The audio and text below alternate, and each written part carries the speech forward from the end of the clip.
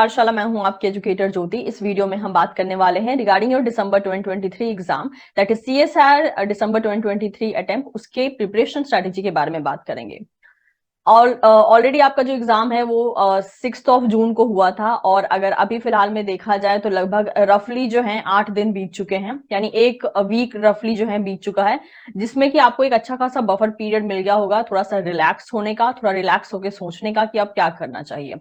इसलिए एग्जाम के जस्ट 1 से 2 दिन बाद ही जो है मुझे स्टूडेंट्स के मेल आने लगे कि एक प्रॉपर स्टैंडर्ड स्ट्रैटेजी वीडियो लेकर आइए दिसंबर 2023 के लिए। बट मैं चाहती थी कि आप लोग थोड़ा सा रिलैक्स हो, इस एक वीक को प्रॉपर ढंग से आप थोड़ा सा रिलैक्स होने के लिए यूज कर पाए, इंजॉय करने के लिए यूज कर पाए। उसके बाद जो है एक नए स्ट्रैटेजी में एंटर करना बेटर हो। तो बेटर है कि जहां पे हमें सीरियस होना चाहिए वहां पे हम सीरियस हो, जहां पे हमें थोड़ा सा रिलैक्स करना चाहिए वहां पे रिलैक्सेशन की भी जरूरत है, बिकॉज हम ब्रेक का इंपॉर्टेंस अपनी लाइफ में जो है एलिमिनेट नहीं कर सकते। जितना जरूरी है हमारा सीरियस होना, उतना ही जरूरी है हमारा काम डाउन रहना और हमारा रिलैक्स होना। तो फिलहाल में एक वीक हो चुका है, उम्मीद करती हूँ आपको एक बफर पीरियड मिल गया होगा जिसमें कि आप थोड़ा सा रिलैक्स हो गए होंगे। तो अब जो है हम अपने ट्रैक पे वापस आ सकते हैं। और अगर आप ऐसे स्टूडेंट हैं जिनको लगता है कि नहीं एक वीक और स्पेंड करना चाहिए, तो आप बिल्कुल ले सकते हैं, क्योंकि अगर आप खुद को रिलैक्स कर पाएंगे तो मे बी आपका कमबैक जो है वो और ज्यादा बेटर और ज्यादा स्ट्रांग होगा। तो जिनको मेरे बारे में पता नहीं है, मैं बता दूं, मेरा नाम है Jyoti Kumari and I have been teaching in CSIR UGC NET life sciences category for more than 4 years। और I myself has qualified CSIR NET, GATE and ICAR NET. अब अगर मैं बात करूं प्रिपरेशन स्ट्रैटेजी के बारे में, तो देखिए आज से अगर 4 साल पहले की प्रिपरेशन स्ट्रैटेजी के बारे में बात किया जाए तो कंप्लीटली चीजें डिफरेंट थी। मैं ये नहीं कहती हूँ सिलेबस डिफरेंट था, बट यस जिस तरीके से हम अपने प्लानिंग को इम्प्लीमेंट करते थे, जिस तरीके से हम एक प्रॉपर आइडियल स्ट्रैटेजी बनाते थे, वो कंप्लीटली डिफरेंट था। आज की जो डिमांड है वो काफी ज्यादा चेंज हो चुकी है, और इस डिमांड के अकॉर्डिंग जो है हमें अपनी प्रिपरेशन स्ट्रैटेजी को आगे लेकर बढ़ना है। इससे पहले एक डिस्क्लेमर दे देना चाहती हूँ, मेरे प्रिपरेशन स्ट्रैटेजी को बताने का मकसद ये नहीं है कि आपके पास अगर आपकी कोई आइडियल स्ट्रैटेजी है तो आप उसे बदल दीजिए, बिल्कुल नहीं। अगर आपके पास ऑलरेडी एक आइडियल स्ट्रैटेजी है तो आई विल सजेस्ट कि आप उसको फॉलो कीजिए, अगर आप उसके लिए कॉन्फिडेंट है तो। या फिर आप ये भी कर सकते हैं कि आप मेरे टिप्स में से कुछ एक आध पॉइंट अगर आपको यूजफुल लगते हैं जो कि आप अपने प्रिपरेशन पॉइंट में ऐड करना चाहते हैं तो आप वो भी कर सकते हैं। या फिर अगर आप ऐसे स्टूडेंट हैं जो अभी भी क्लूलेस चल रहे हैं, आपने अभी तक डिजाइन नहीं किया है अपना प्रिपरेशन स्ट्रैटेजी, तो आप इस वीडियो के द्वारा हेल्प ले सकते हैं। पूरी वीडियो हर एक के लिए यूजफुल होगी या नहीं ये बोलना मुश्किल है, क्योंकि स्टूडेंट टू स्टूडेंट चीजें वैरी करती हैं, student to student demand vary करता है, उनकी नीड वैरी करती है। लेकिन ऑफकोर्स कोई ना कोई कुछ ना कुछ पॉइंट इस वीडियो से जरूर सीख के जाएगा। तो सिंपल बेसिस पे कहा जाए तो आपके दिसंबर 2023 के अटेम्प्ट में रफली जो है 6 मंथ का एक ड्यूरेशन है। अब हमें इस तरीके से प्लानिंग करनी है कि हम इस 6 मंथ में क्या करें। सबसे पहले तो मैं बोलूंगी कि आप पहले टारगेट डिसाइड कीजिए कि आपको 6 महीने के लिए टारगेट करना है, या आपको 1 साल के लिए टारगेट करना है, या 1 साल से ज्यादा का टाइम लगेगा। ये इस बात पे डिपेंड करता है कि आपके पास ऑलरेडी प्री ऑक्यूपाइड नॉलेज कितना है, आपने बीएससी एमएससी में कितना अच्छा गेन किया है या कितना एवरेज गेन किया है। क्योंकि वो जो गेनिंग प्रोसेस होता है वो ये भी डिसाइड करता है कि आप सीएसआई नेट की तैयारी किस तरीके से करने वाले हैं। अक्सर देखा गया है कि जो बच्चा बीएससी एमएससी में बहुत अच्छा परफॉर्म करता है या बहुत अच्छा जिसने नॉलेज लिया होता है, उसको सीएसआर की तैयारी करने में थोड़ी सी कम प्रॉब्लम होती है कंपेयर टू दैट स्टूडेंट जिसका बेसिक क्लियर नहीं है, जिसको किसी भी रीजन की वजह से अच्छा एजुकेशन ना मिला हो, या उसको अच्छे से जो है अपने बीएससी या एमएससी में क्लासेस ना दी गई हो। तो स्टूडेंट टू स्टूडेंट ये चीजें वैरी करती हैं, तो इस बात को समझिएगा। हर एक के लिए सेम स्ट्रैटेजी काम नहीं करती है। तो पहले तो बैठ के ये डिसाइड करना जरूरी है कि आपको टाइम कितना चाहिए इस एग्जाम के लिए प्रिपेयर करने में। मैंने देखा है कि किसी को जो है 4 से 5 मंथ का टाइम लगता है, किसी को 6 मंथ लग जाता है, किसी को 1 साल का टाइम लगता है, किसी किसी को तो 1 साल से ज्यादा का भी टाइम लग जाता है। ये कंप्लीटली इस बात पर डिपेंड करता है कि आपने पहले से कितनी तैयारी करके रखी है, या अभी आप मतलब अभी कितना अपडेटेड है आप, और आपने जो ऑलरेडी अपने बीएससी या एमएससी में पढ़ा था वो कितना परसेंट जो है आपके सीएसआई नेट के सिलेबस के साथ मैच करता है। तो ये सब चीजें ऑब्वियसली जो है वैरी करती हैं डिपेंडिंग कि आपकी प्रिपरेशन स्ट्रैटेजी कैसे होने वाली है।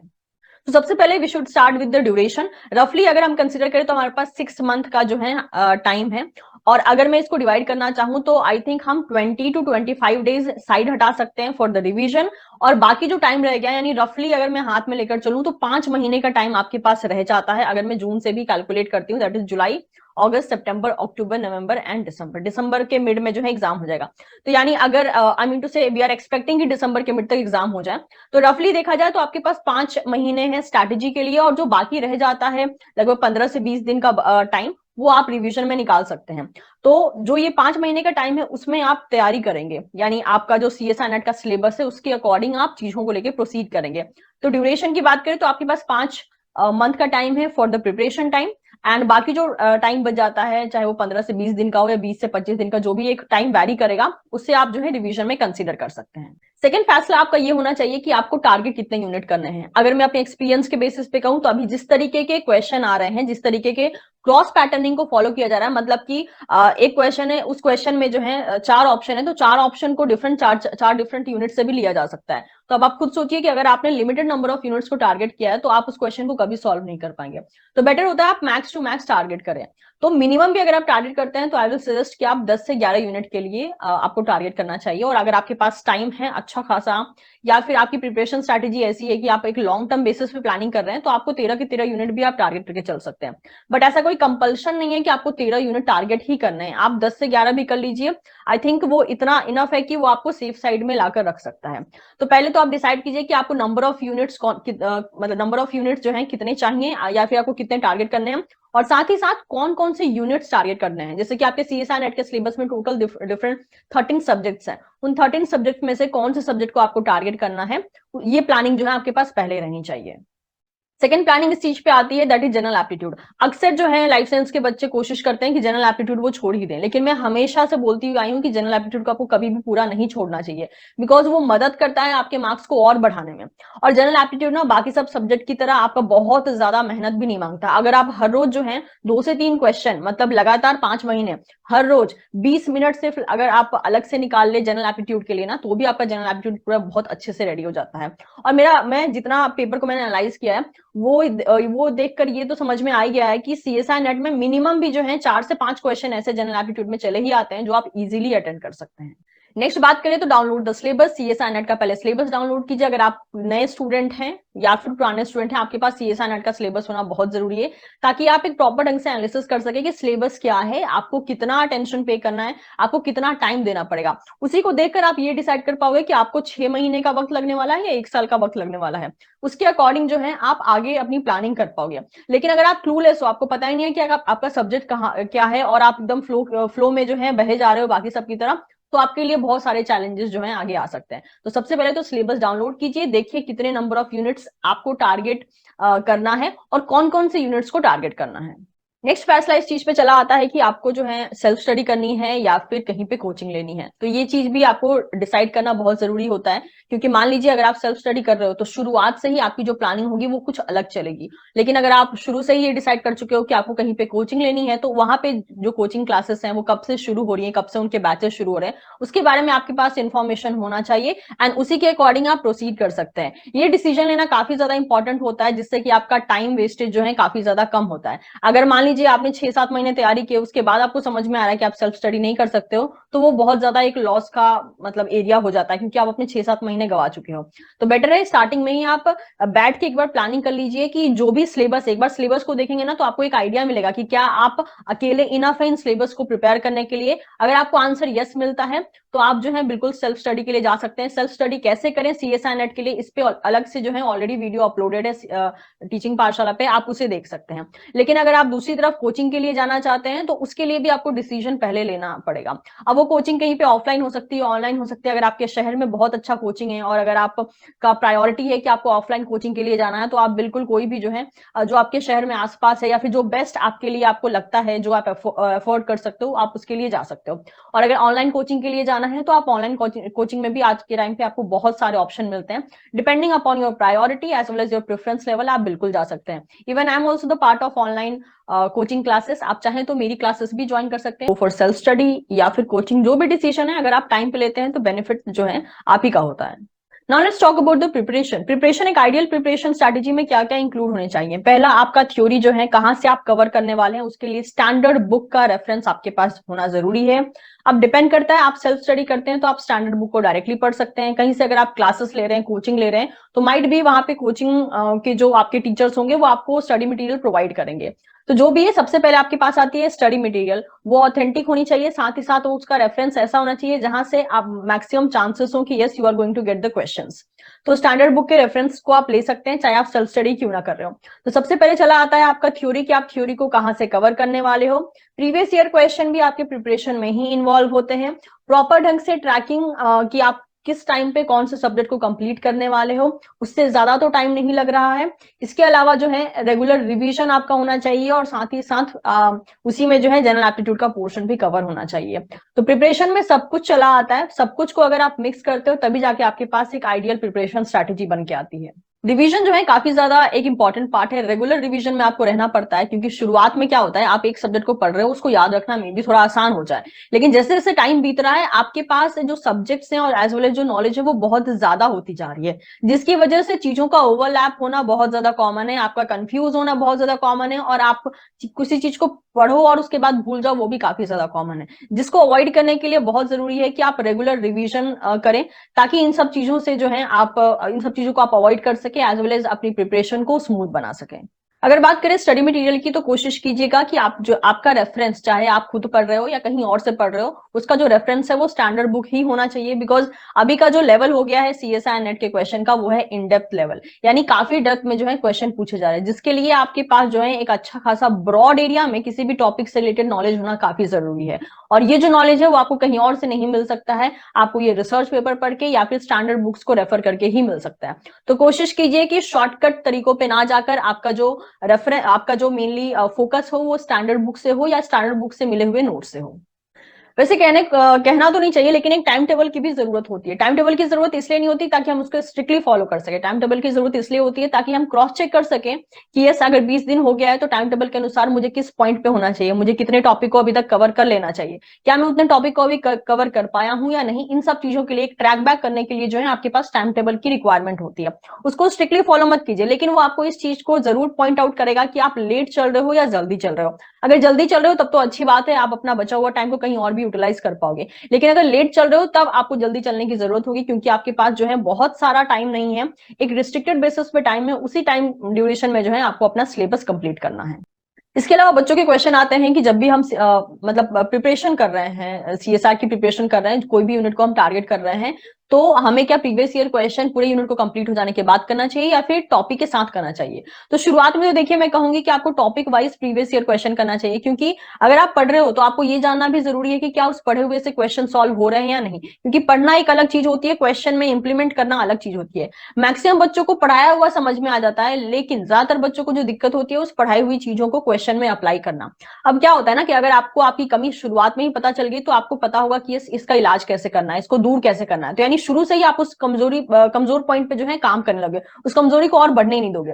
लेकिन मान लीजिए अगर आपने एक यूनिट कंप्लीट किया, एक यूनिट को कंप्लीट करने में आपको 20 से 25 दिन का टाइम लगा, और उसके बाद जाके आपको पता चले जब आप क्वेश्चन करने के लिए बैठो कि आपसे एक भी क्वेश्चन सॉल्व नहीं हो रहे, क्योंकि आपका इंप्लीमेंटेशन पावर बहुत ज्यादा पुअर है, तो वो जो 25 दिन थे आपके हाथ में वो आपने गंवा दिए। अगर ये बात जो है आपको स्टार्टिंग के थर्ड या फोर्थ डे पे पता चल जाती है, आपको ये अपनी कमजोरी पता चल जाती, तो शायद आप उस दिन से ही उस पर काम कर पाते हैं। इससे जरूरी है कि अगर आप एक टॉपिक को कवर अप कर रहे हैं तो उसके क्वेश्चंस, उस टॉपिक से जो भी क्वेश्चन आए हैं प्रीवियस ईयर पेपर से जो है उठाइए और वहां पे देख लीजिए। और आजकल तो ऐसे बहुत से रेफरेंस बुक आ रही है जिनमें की टॉपिक वाइज जो है क्वेश्चन दिए गए हैं प्रीवियस ईयर पेपर से उठा के, तो आप उन सारी बुक्स को भी प्रेफर कर सकते हैं। आई थिंक वो बुक्स अमेजोन, फ्लिपकार्ट सभी वेबसाइट पे अवेलेबल है, तो आप विजिट करके देख सकते हैं। इससे क्या होगा, आपका थोड़ा सा टाइम बचेगा। अदरवाइज अगर आप बाई नहीं भी करना चाहते हैं तो प्रीवियस ईयर पेपर को जो है सीएसआर की वेबसाइट से डाउनलोड कर लीजिए। हाँ ऑब्वियसली आपको वहां पे जो है क्वेश्चन खोजने पड़ेंगे कि जो टॉपिक मैंने पढ़ा है उस टॉपिक से कौन से क्वेश्चन आए हैं और कहाँ है। उसके बाद उनको खोज के आप मेनली जो है उस क्वेश्चन को सॉल्व करके देख सकते हैं कि आप इंप्लीमेंट कर पा रहे हैं या नहीं, यानी जो आपने लर्न किया है उसे आप अप्लाई कर पा रहे हैं या नहीं अप्लाई कर पा रहे हैं। और एक इंपॉर्टेंट चीज जो कि मैं मेंशन करना चाहती हूँ, जो अक्सर बच्चे अवॉइड कर जाते हैं, देखिए जब भी आप किसी भी टॉपिक को पढ़ते हैं या समझते हैं तो दो चीजें होती हैं, एक होता है उस टॉपिक को समझना और एक होता है उसको स्टैंडर्ड लैंग्वेज में समझना। मान लीजिए कोई एक बहुत ही टिपिकल सी बुक है, उसमें बहुत ही स्टैंडर्ड लैंग्वेज को इस्तेमाल करके जो है कोई कहानी बता के रखी है, आप उसको पढ़ रहे हो, आपका इंटरेस्ट नहीं आ रहा है, साथ ही साथ आपको कहीं कहीं पे जो है कुछ कुछ टर्म्स को डील करने में परेशानी भी हो रही है। आप अपने टीचर के पास गए, आपने अपने टीचर को बुक दिया, उस टीचर ने सारी कहानी पढ़ी और आपको समरी बता दी, या फिर उस कहानी को as it is line by line बताया, लेकिन बहुत ही सिंप्लीफाइड फॉर्म में बताया। आपको कहानी सुन के मजा आ जाएगा, साथ ही साथ आपकी मेहनत कम हो जाएगी कि यार ये तो मतलब बहुत ही आसान शब्दों में समझा दिया, मजा आ गया, वरना तो बुक पढ़ के लग रहा था कितना टफ लैंग्वेज है। सेम चीज होती है जब आप सीएसआई नेट की तैयारी करते हैं।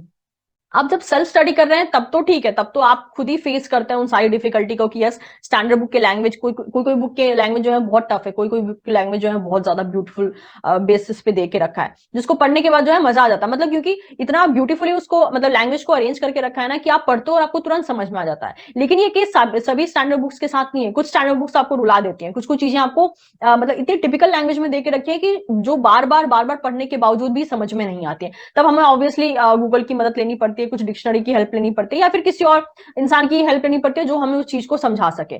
तो यहीं पे आता है सबसे बड़ा चैलेंज। बच्चे क्या करते हैं, बच्चे मतलब मान लीजिए आप कहीं पे कोचिंग क्लासेस ले रहे हैं, वहां पे आपने सिंपलेस्ट फॉर्म में उस कंसेप्ट को समझ लिया और आपने समझ के अपनी लैंग्वेज में नोट्स बना लिया, यहां तक भी बात सही है। लेकिन आप लाइफ में अगर कभी भी उस सेम चीज को स्टैंडर्ड लैंग्वेज के फॉर्म में अगर नहीं पढ़े हो बुक की मदद से, तो आप कभी जान ही नहीं पाओगे कि उस सेम चीज को, इतने इजीएस्ट चीज को कॉम्प्लिकेटेड करके स्टैंडर्ड लैंग्वेज में कैसे प्रेजेंट किया जा सकता है in the form of a question. ये जो कमी है मैं वो मैक्सिमम स्टूडेंट में आजकल देख रही हूँ, स्पेशली वो बच्चे जो कि कहीं पे क्लासेस लेते हैं, कहीं पे पढ़ते हैं, किसी की मदद से पढ़ते हैं, ट्यूशन लेते हैं, कोचिंग लेते हैं। वहां पे क्या होता है, वहां सिंप्लीफाइड मैनर में आपको पढ़ा दिया जाता है। लेकिन अगर आप खुद से कभी स्टैंडर्ड बुक को मतलब स्टैंडर्ड बुक में उन टॉपिक को आपने कभी भी लाइन बाय लाइन नहीं देखा है, तो वहां पे आ जाती है सबसे बड़ी डिफिकल्टी। क्योंकि हो सकता है आज मैं आपको कहानी उस चीज की सुनाऊं, उस टॉपिक की कहानी सुनाऊं, आपको बहुत मजा आ जाए, बहुत शॉर्ट लगे और बहुत ही ईजी बेसिस पे समझ में आ जाए। लेकिन ये भी जानना जरूरी होता है कि उसी चीज को एक स्टैंडर्ड बुक में स्टैंडर्ड लैंग्वेज में कैसे लिखा गया है। क्योंकि सीएसआईआर में जो पेपर में क्वेश्चन आते हैं वो स्टैंडर्ड लैंग्वेज को इस्तेमाल करके आते हैं, और वो बच्चे बहुत ज्यादा डिफिकल्टी फेस करते हैं जो इस चीज पे फोकस नहीं करते हैं। क्योंकि याद रखिए, आपको क्लास में सब कुछ समझाया जा रहा है, लेकिन जब आप पेपर देखते हो और आपसे क्वेश्चन सॉल्व नहीं होते हैं, तो वहां दो ही कमजोरी हो सकती है। पहला, या तो आपको क्वेश्चन को पढ़ के उसका मीनिंग निकालना नहीं आ रहा है, हेंस आप मीनिंग नहीं निकाल पा रहे हो, तो आंसर कैसे निकालोगे। और दूसरा ये कि आपने क्लास में सब कुछ क्रिस्टल क्लियर फॉर्म में आपको समझ में आया था, लेकिन आपको पता ही नहीं है कि वो जो इतनी इजी लैंग्वेज में कहानी सुनाई गई थी, आपको इतने इजी लैंग्वेज में कंसेप्ट बताया गया था, उसको एक टिपिकल स्टैंडर्ड लैंग्वेज में अगर कोई क्वेश्चन बना दे तो वो कैसा दिखेगा, वो पढ़ने में कैसा लगेगा, आपको मेंटल लेवल पे वो कैसे चैलेंज करेगा। ये सब फेस करना भी बहुत ज्यादा जरूरी होता है। तो भले आप क्लासेस कहीं से भी लीजिए, लेकिन कोशिश कीजिए जो नोट्स आपको प्रोवाइड किए जा रहे हैं वो एक स्टैंडर्ड बुकिश लैंग्वेज फॉर्म में हो। क्योंकि शुरुआत में हो सकता है प्रिपरेशन टाइम में आपको डिफिकल्टी हो कि यार ये तो पूरा बुकिश फॉर्म में लिखा गया है, लेकिन वो आज की डिफिकल्टी है, लेकिन वो आपके कल के सफर को आसान बना देगी। अभी आपको डिफिकल्टी होगी उस बुकिश लैंग्वेज को पढ़ने में in the form of a notes, लेकिन वो आज जो आप मतलब तकलीफ झेलोगे ना, वो आपको एग्जाम हॉल में आज से 6 महीने बाद एकदम परफेक्ट बना देगी एक स्टैंडर्ड लैंग्वेज को डिकोड करने में। अच्छा, ये दिक्कत स्पेशली उन बच्चों के साथ आती है जिन्होंने अपना मीडियम शिफ्ट किया है। जो शुरुआत से ही ऐसे बच्चे हैं जो कि ऑलरेडी इंग्लिश मीडियम में पढ़ रहे हैं, जिनकी इंग्लिश अच्छी है, वो इन सब चीजों से थोड़ा सा बेटर और स्मार्ट तरीके से डील कर पाते हैं, उनको उतनी डिफिकल्टी नहीं होती है। लेकिन जो बच्चा मान लीजिए जिनकी इंग्लिश उतनी अच्छी नहीं है, जो एक एवरेज लेवल की इंग्लिश को उन्होंने पढ़ा है, या फिर जस्ट जिन्होंने अपना मीडियम अभी स्विच किया है, उनके लिए यहाँ पे चैलेंजेस सबसे ज्यादा आ जाते हैं। इसलिए जरूरी है कि आप मतलब कि आप जो है बुकिश लैंग्वेज से एक बार रूबरू हो, ताकि आपको आइडिया मिल सके कि जो मैं इतना आसान तरीके से समझ रहा हूँ उसको बुकिश लैंग्वेज के फॉर्म में अगर मैं पढ़ूं तो क्या मुझे सेम चीजें समझ में आ रही हैं या नहीं। At last, plant your time, यानी आप अपने टाइम को किस तरीके से इन्वेस्ट करने वाले हैं 6 महीने में, उसको प्रॉपर ढंग से प्लान कीजिए, प्रॉपर ढंग से स्ट्रैटेजी डिजाइन कीजिए। क्योंकि ये 6 महीने में आप कितना स्मार्ट मूव लेते हैं और कितने अच्छे से सब कुछ कवर करते हैं, यही चीज डिसाइड करेगी कि आज से 6 महीने बाद आप रिविजन के टाइम में थोड़ा रिलैक्स रहोगे या घबराए हुए रहोगे।